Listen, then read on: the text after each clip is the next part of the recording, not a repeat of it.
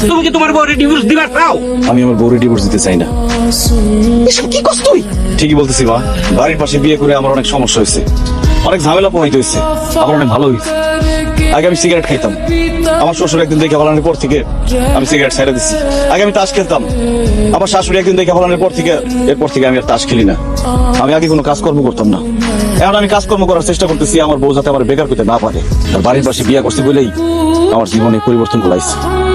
আমি কোনোদিন শারমিনকে ছাড়ব না, কারণ শারমিনকে আমি অনেক ভালোবাসি। কত কষ্টে আমি আমার ভালোবাসার মানুষটা পাইছি, এই সামান্য কারণে আমি আমার ভালোবাসার মানুষটা ছাড়তে পারব না। শারমিন আমার ছেড়ে দিতে পারে, কিন্তু আমি কোনোদিন শারমিনটা ছাড়ব না। তোমার আমি অনেক ভালোবাসি। আব্বা আমার কথা চিন্তা করে, তাদের কথা শুনে রাগ করে অভিমান করে আমি বলছিলাম নয় ডিভোর্স নিয়ে, কিন্তু আসলে সত্যি কথা হয়েছে আমি তোমার ছাড়া থাকতে পারবো না। আব্বা আম্মা, আমি আমার স্বামীর অনেক ভালোবাসি, তারে ছাড়া আমি থাকতে পারবো না। আমি তার সাথে সারা জীবন থাকবো। আপনারা রাগ গুসা ভুলে গিয়া তাদেরকে এক কইরা দেন।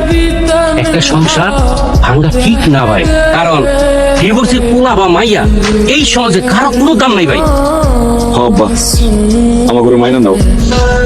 আমি বুঝি তুই তোকে ছাড়তে চাস না, তাহলে আমি কেন তো করে আমাদের আমি তো করে মন থেকে দোয়া করে দিলাম, তাহলে সুখী হয় জামাই। আমিও তোমাকে মন থেকে দোয়া করে দিলাম, তোমরা দুইজন চিরজীবন সুখে শান্তিতে সংসার করো।